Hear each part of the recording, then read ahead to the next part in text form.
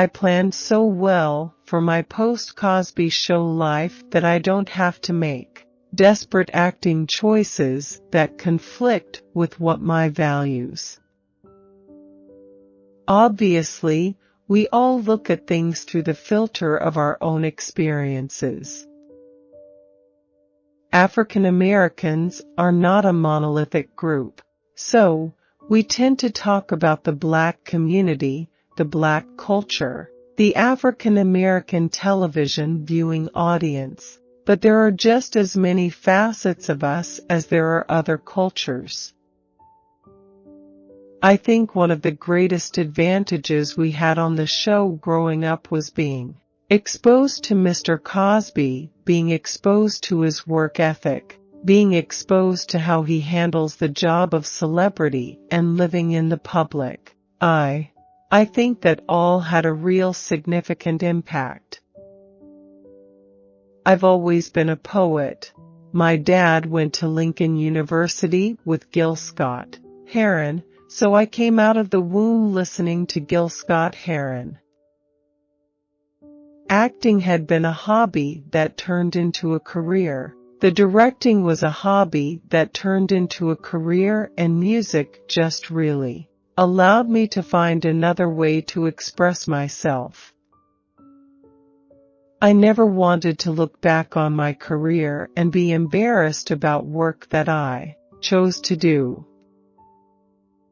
But there's a huge blessing that comes from being a part of a show like The Cosby Show that sets such a high standard of quality. It touched so many people on so many different levels. My perspective was always being on a #1 show doesn't mean anything if I'm not still working consistently at 40 to 50 and 60 years old. Being a celebrity can be very intoxicating and very addicting. And I've always been afraid of that, because I've grown up post almost every child star out there who has gone wayward. Mr. Cosby wanted to do a show not about an upper-middle-class Black family, but an upper-middle-class family that happened to be Black. Though it sounds like semantics, they're very different approaches. Doing Malcolm and Eddie was probably the 4 most miserable years of my life. People kind of have a misconception, because when someone calls me Theo and I correct them, say, "No, my name is Malcolm," they think I have an attitude about it and I don't want to be associated with the show. I've met men who have been married 19, 20 years, and all of a sudden the wife decides one day she needs to find herself.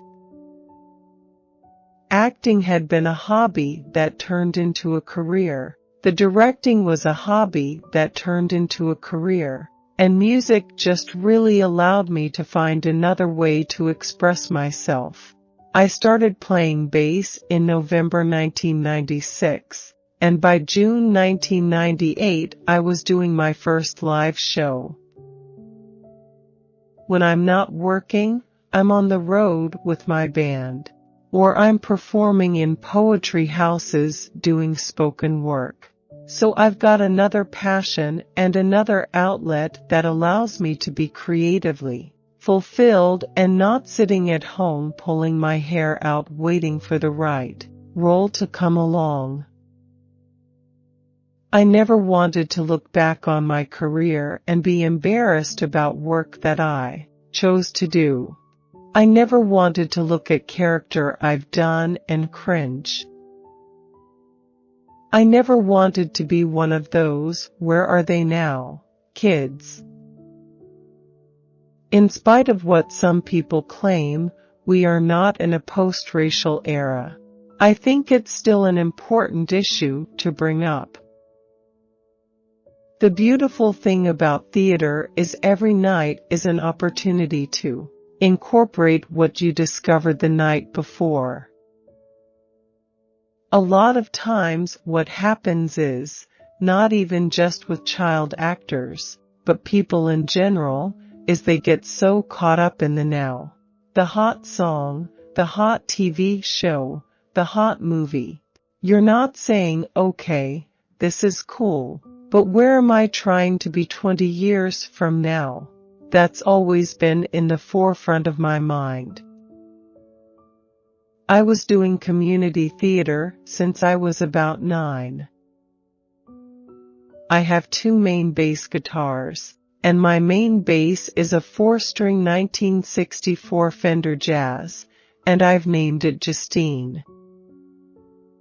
The Bill Cosby I know has been great to me and great for a lot of people. What he's done for comedy and television has been legendary and history-making. What he's done for the Black community and education has been invaluable. That's the Bill Cosby I know. People who feel underappreciated sometimes make desperate moves. I would love to play just an all-out bad guy who has fun being malicious. It would be totally unexpected, and that's what would make it exciting. Plus, bad guys don't see themselves as bad guys, so you could have fun with that. My band, Miles Long, is a jazz-funk spoken word band. There's jazz sensibilities, but I'm a bass player. So I'm very much into the head-bobbing vibe with sophisticated lyrics. I've been writing all my life, and playing bass came later on, when I was about 26. What I recognized with poetry and music that I had a different voice, there were things I wanted to express that I could not as an actor or even as a director. It was another avenue of expression that my soul needs.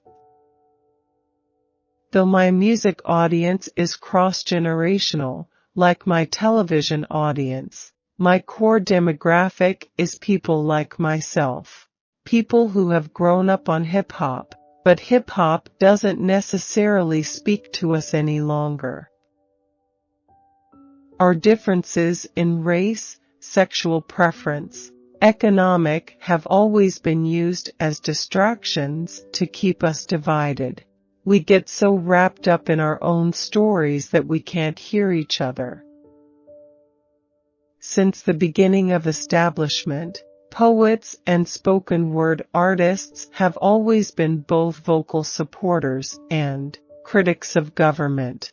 And in this age of Trump as president, alternative facts, falsehoods becoming truth at the send of a tweet, it's vital that spoken word poetry does its job helping to keep folks woke and not numb or shut down. Theater is my favorite platform. Television is my favorite paycheck. The more television I can do, the more theater I can do. I don't belong to a motorcycle club, but I know a lot of guys who do. I ride with some guys who do.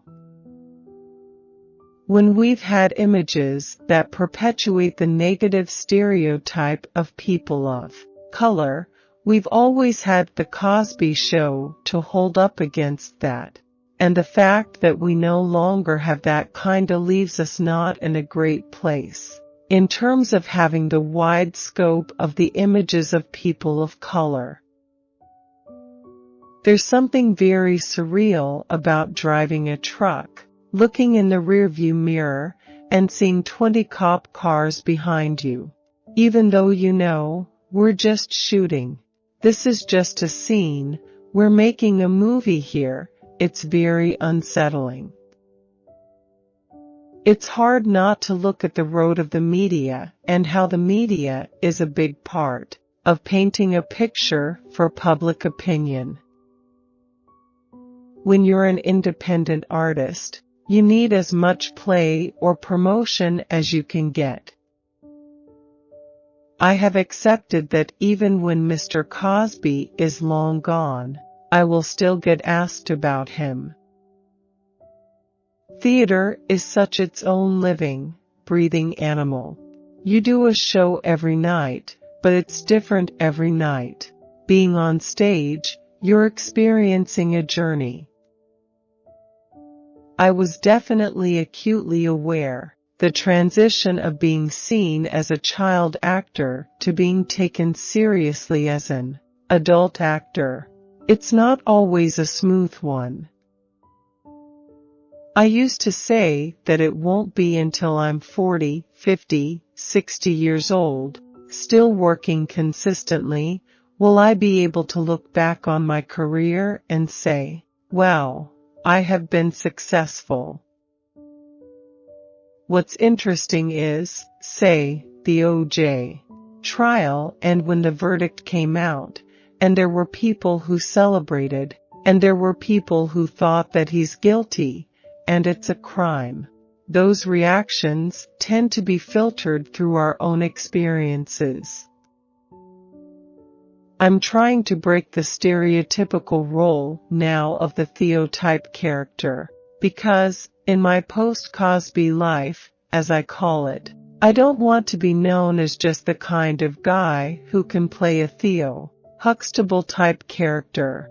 I want to be known as being able to do more things, being able to stretch. When I was hanging out with Joey Clements in Chicago, I made it a point not to try to emulate him. I wanted basically to create my own character. I didn't want him to think I was hanging out with him solely to use him as research. I didn't go into acting because I wanted to be a role model.